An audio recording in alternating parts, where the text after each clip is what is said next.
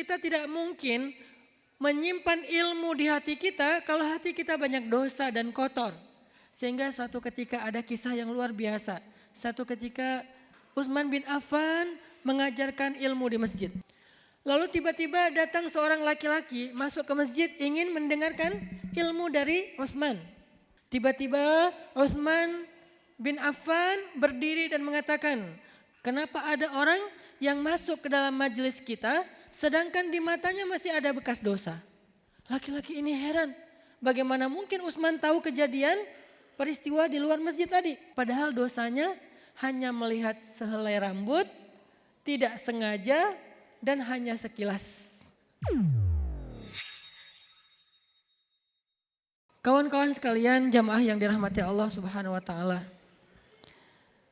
Pelajaran atau sharing kedua, hikmah kedua yang bisa kita petik setelah kita belajar dari kisah Imam Al-Ghazali tadi adalah tentang hikmah mencari ilmu.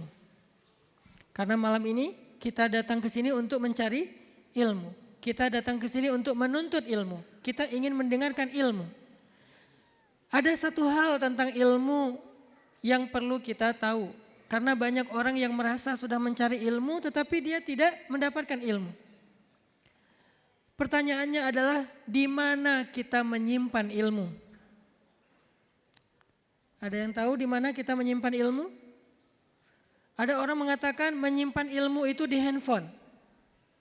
Dengan recording, dengan video, dengan sosial media, dengan aplikasi yang di-download, menyimpan ilmu di handphone. Ada orang yang mengatakan menyimpan ilmu dengan menulisnya. Ada orang yang mengatakan menyimpan ilmu dengan menghafalnya. Ada orang yang mengatakan menyimpan ilmu dengan meriwayatkannya. Semua jawaban ini benar. Tetapi ada satu tempat di mana kalau kita menjadikannya tempat kita untuk menyimpan ilmu, maka ilmu kita akan menjadi ilmu hikmah. Kalau kita menyimpan ilmu di dalam handphone kita, maka namanya apa? Recording. File, namanya file.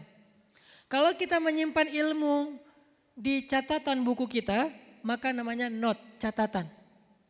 Kalau kita menyimpan ilmu di kepala kita dalam bentuk hafalan, namanya wawasan. Bahasa Arabnya sakofah. Namanya sakofah, wawasan atau hafalan.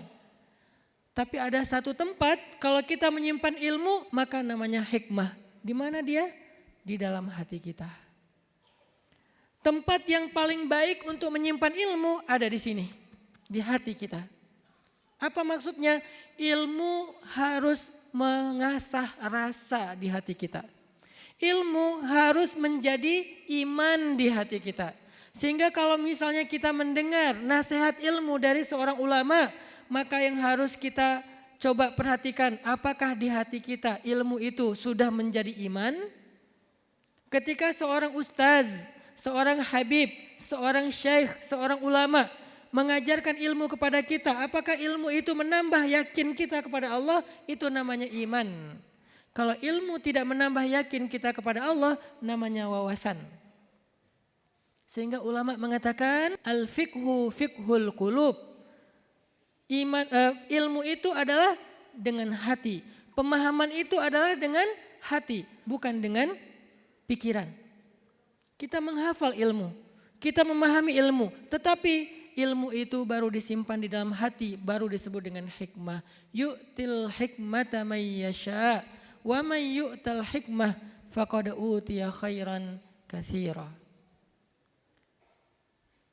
Sehingga siapa yang ilmunya disimpan di dalam hati, mungkin dia lupa dengan ayatnya. Tadi ayat yang disampaikan Ustadz apa ya, surat apa, mungkin dia lupa.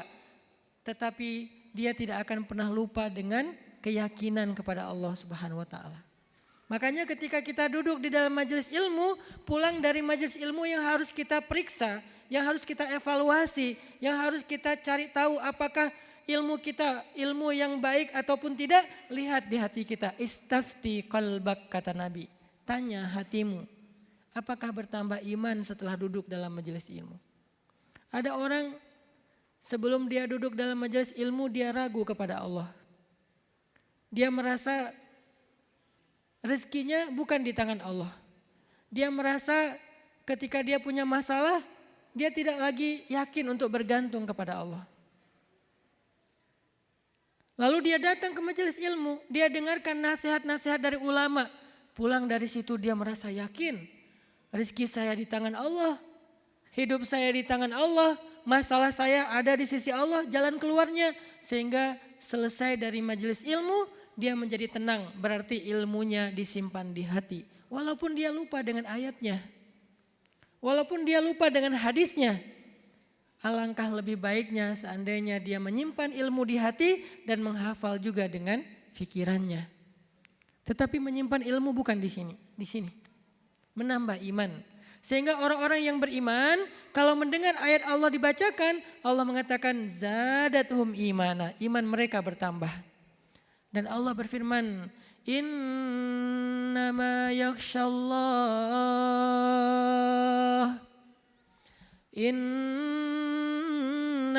yakhshallaha min ibadihil ulama. Sesungguhnya yang takut kepada Allah di antara hambanya adalah orang yang berilmu. Sehingga orang yang paling banyak ilmunya adalah orang yang paling kuat rasa takutnya kepada Allah Subhanahu wa taala. Berarti ilmu itu di hati. Ilmu itu harus menambah iman. Nasihat itu harus menambah iman. Ayat itu harus menambah iman. Hadis itu harus menambah iman. Kisah-kisah itu harus menambah iman. Hikmah-hikmah itu harus menambah iman. Cerita-cerita itu harus menambah iman. Maka kalau ini adalah cara kita mencari ilmu, insya Allah suatu saat kita akan menjadi orang yang bijaksana, al-hakim. Lalu bagaimana cara kita menyimpan ilmu di hati? Sebelum kita datang ke majelis ilmu, kita harus membersihkan tempat untuk menyimpan ilmu itu, yaitu hati kita. Apa kata Imam Waqi', gurunya Imam Asy-Syafi'i, al-ilmu nurun wa nurullah la yu'ta lil 'asi. Ilmu itu cahaya dan cahaya Allah itu tidak diberikan kepada pendosa. Ada orang yang banyak dosa tetapi hafalan Al-Qur'annya baik. Ada orang yang banyak dosa tetapi dia wawasan Islamnya luas. Sakofahnya luar biasa. Padahal dia banyak berdosa. Terus bagaimana dengan ilmunya? Karena dia meletakkan ilmunya di kepalanya bukan di hatinya.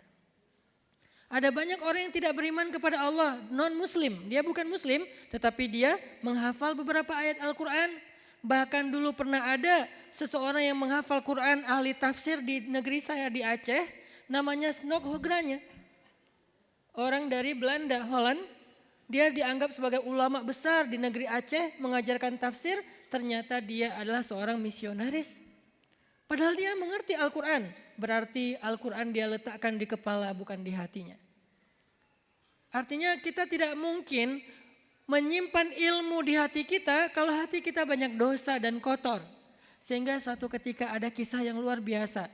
Satu ketika Utsman bin Affan radhiyallahu an, ketika beliau menjadi seorang Amirul Mukminin setelah Umar bin Khattab, khalifah yang ketiga, Utsman bin Affan mengajarkan ilmu di masjid. Zaman dahulu itu seorang presiden, dia juga seorang ulama, dia juga seorang hakim, qadhi. Beliau mengajarkan ilmu di masjid dalam sebuah halaqah seperti ini. Lalu tiba-tiba datang seorang laki-laki masuk ke masjid ingin mendengarkan ilmu dari Utsman. Tapi sebelum dia masuk ke masjid, tidak sengaja dia melihat aurat seorang perempuan. Ada perempuan lewat, jilbabnya terbuka karena tiupan angin sehingga kelihatan rambutnya. Laki-laki ini melihat rambutnya. Rambut tidak sengaja hanya sekilas sebentar saja. Sehingga dia merasa bukan dosa, saya tidak sengaja. Dan yang terlihat cuma rambut dan itu pun cuma kurang dari 1 detik, sekilas saja. Akhirnya dia tidak beristighfar. Dia masuk ke dalam masjid. Dia duduk di barisan, di soft paling belakang, duduk mendengarkan ilmu.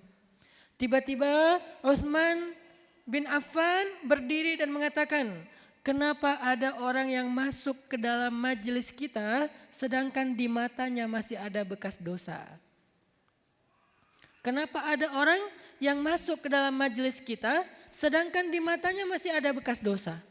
Laki-laki ini heran, bagaimana mungkin Utsman tahu kejadian peristiwa di luar masjid tadi? Lalu dia bertanya, "Ya Amirul Mukminin, apakah Anda mendapatkan wahyu dari Allah setelah Rasulullah?" Artinya Rasulullah tahu kalau dapat wahyu. Anda kan bukan nabi. Bagaimana Anda tahu? Apa jawaban Utsman? Ittaqu farasatal mu'min. Hati-hati dengan farasah. Farasah itu menjadi bahasa kita firasat. Ittaqu farasatal mu'min. Hati-hati dengan firasat orang yang beriman. Jadi Utsman bisa melihat tanda bekas dosa itu di mata laki-laki tadi. Padahal dosanya hanya melihat sehelai rambut, tidak sengaja dan hanya sekilas. Bagaimana dengan kita? Yang kita lihat lebih dari rambut, sengaja dan lama.